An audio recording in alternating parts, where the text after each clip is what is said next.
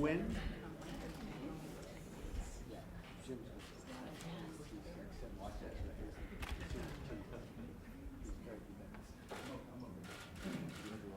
Thank you very much, everybody.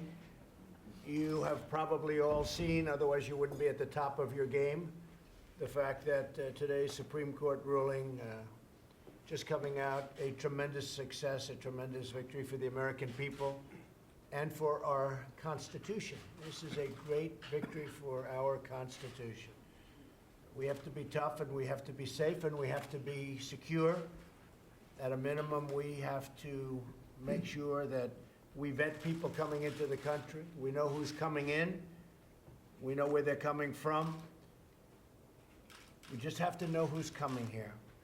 The ruling shows that all of the attacks from the media and the Democrat politicians are wrong, and they turned out to be very wrong. And what we're looking for as Republicans, I can tell you, is strong borders, no crime.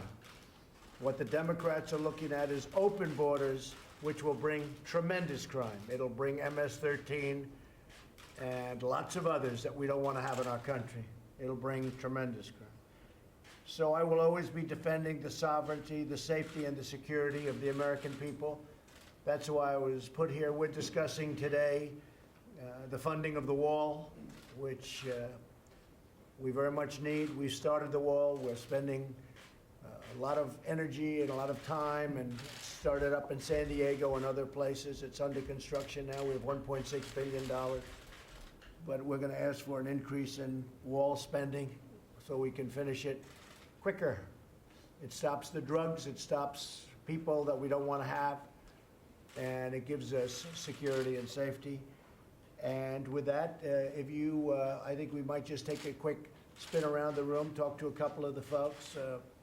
And maybe, Senator, I'll ask you, Roy, do you want to say a couple of words about why we're here and what we're doing? Well, I think with the leadership of Chairman Frelinghuysen and Chairman Shelby, we're actually trying to get these appropriations bills to the floor and get them on your desk, as you insisted, not in an omnibus. I think the last time we had a conference report on the Senate floor, this would be where the House passed a bill and we did, and we went to it was 2011.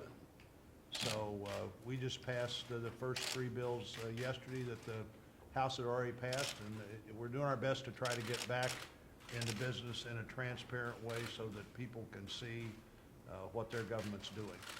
Good. Mr. President? Yes. We're in the first quarter of the appropriation process, if you want to use the football analogy. We're doing well right now. We're working together.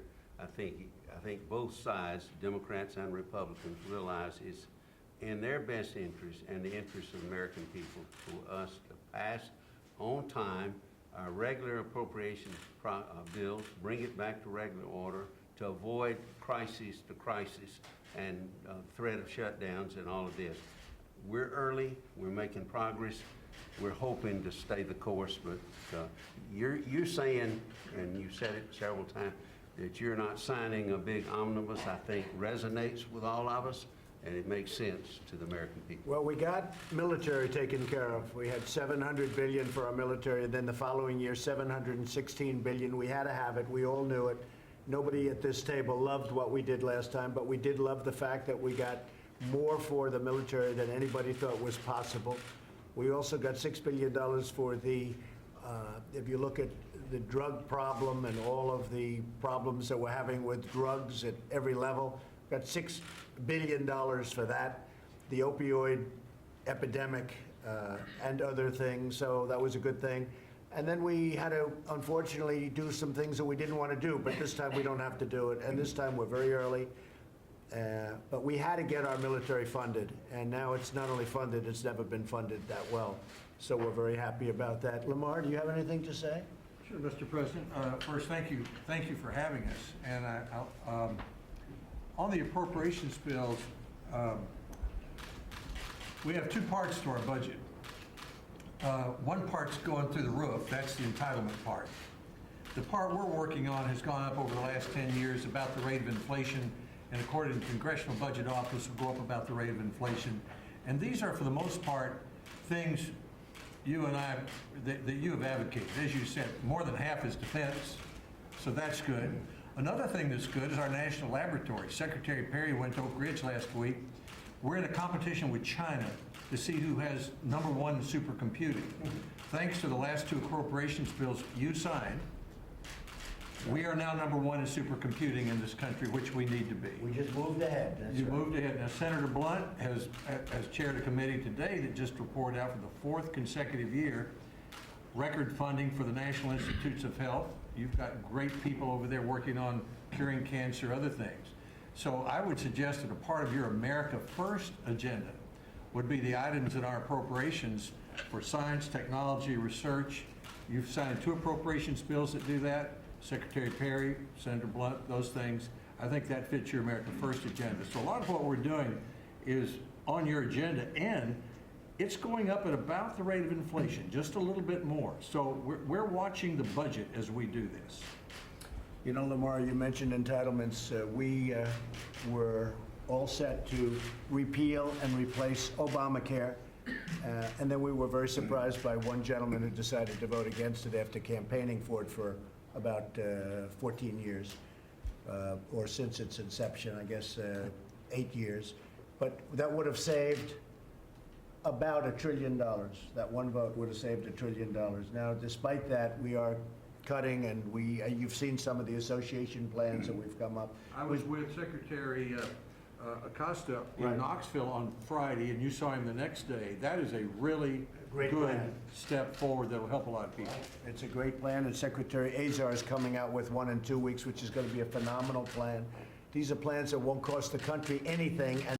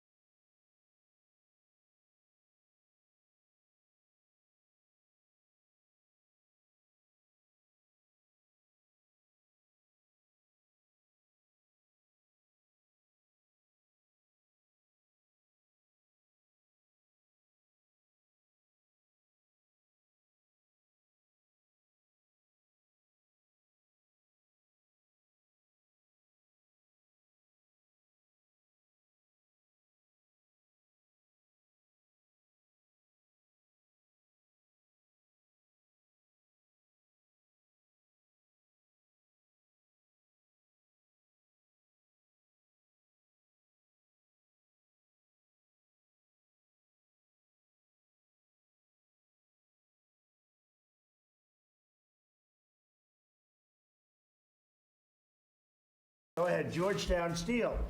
The factory's been closed, the plant's been closed how long, Lindsay? About 3 years, but what's interesting is a British company, a steel manufacturer in Britain, bought Georgetown Steel to make steel here. Right.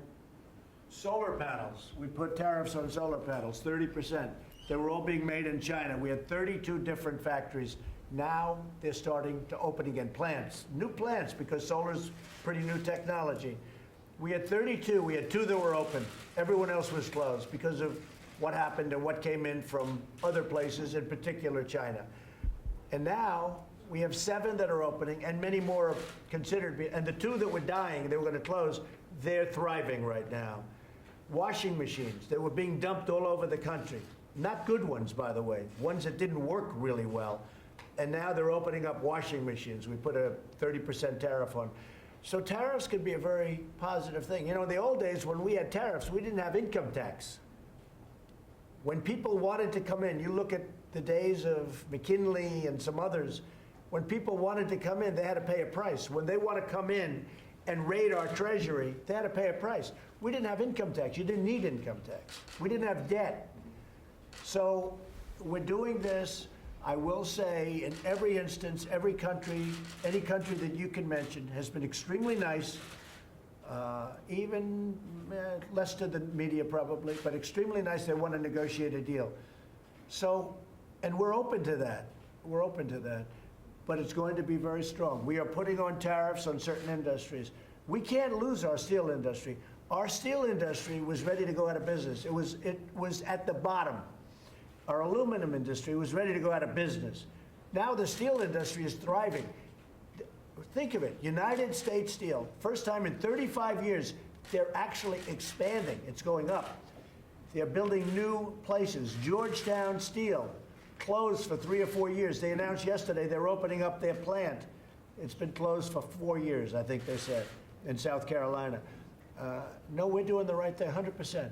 And you know, you have them on both sides. Some people agree, some people don't agree. The bottom line is countries are coming back now to negotiate, including European Union wants to negotiate. Because if they don't, we're going to tax their cars. They send Mercedes in, they send BMWs in. They pay almost no tax. When we send cars to the European Union, they charge us a tremendous tax, 5 times greater than what we charge them. But more importantly, they don't want our cars. They have a barrier. We don't want your cars. But if you do get it in, you're going to pay a tax. With China, if we send a car to China, they charge us a 25% tax. So we make a car, we send it to China, we want to compete. That's not free trade. That's stupid trade.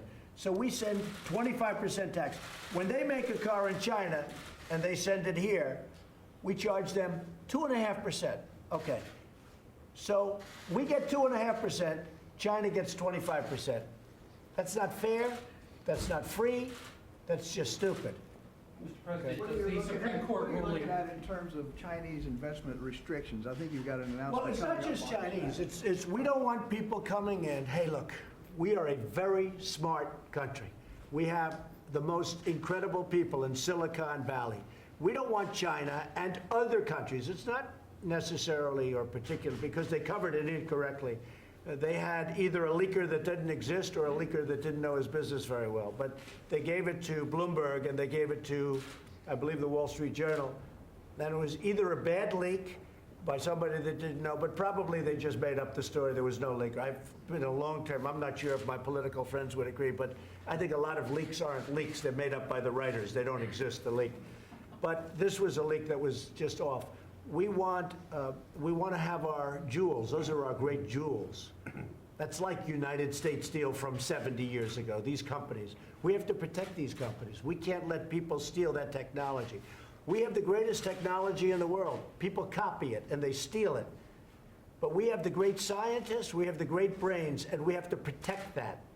And we're going to protect it. And that's what we were doing. And that can be done through CFIUS. We have a lot of things we can do it through. And we're working that out. But the bottom line is we have charged a very substantial tax to some people. They are coming back to negotiate. And frankly, if they don't negotiate, I'm okay with that because I'd rather get the tax. Okay, any other questions? Supreme Court ruled on the item, go ahead with the ban. So the Supreme Court ruling was a tremendous victory for this country and for the Constitution. The Supreme Court ruling was a tremendous victory for our country. Will you go ahead with it, sir? Of course. What do you think? I wouldn't go ahead with it? Does it embolden you about also to the idea of deporting people without due process as well? Do you think, would you We like have to that? find a system where you don't need thousands of judges sitting at a border. Other countries look at us and they think we're crazy. They say, what kind of a thing is that? They have countries where they have no problem with people pouring in, and you have countries where people do want to go in. And if you look at the European Union, they're meeting right now to toughen up their immigration policies because they've been overrun. They've been overrun. And frankly, a lot of those countries are not the same places anymore. And I'm sad to say it, and I said that at the G7. They are not the same places. But we had a tremendous victory today, and we greatly appreciate it. We needed it as a country. That was a big victory for, and I can tell you everyone at this table is very happy about it, but that was a big victory for our country, okay? that the final word, sir? Well, I think it's pretty much a final word. It's Supreme Court, you know, we went up and we'd win it, we'd lose it, we just waited for the Supreme Court. Yeah, that's the final word, that's Supreme Court. Now, do I want to go in with a different one and maybe a different variety? I don't think there's any reason. It's a very strong victory, very strong. How much you look at in terms of wall funding? You said you wanted an increase. Do you have a figure? Well, on we're that? spending 1.6 billion now. There's a plan for another 1.6 billion, but I'd like to ask this room if we could increase it. I think in light of what's happened with the drugs, with the human smuggling, with all of the problems, we have to have the wall. We have to have the wall. You know, in the walls, you have ports of entry. You have ports of entry. That's where people come through. And they can come through legally. And by the way, I want people to come into our country because our country is doing so well. And we have companies moving into our country like at numbers that nobody's seen in a long time. We need workers. So I want people to come in. They have to come in through the merit system, though. They have to come in so that they can help our country and these companies. In Wisconsin, you have Foxconn, one of the great companies of the world. They make the laptop for Apple and iPhones and a lot of things. And they're building a tremendous plant right now in Wisconsin. They need workers. I have to let people come in. But they have to come in through merit. They have to be people that can love our country and help our country. Okay? Thank you all very much. Is building a wall worth of shutdown at the end of September? No, we'll see. We'll see. Are you going to get out? Thank you. Thank you very much. Thank you all very much. Thank you. See ya, out that door.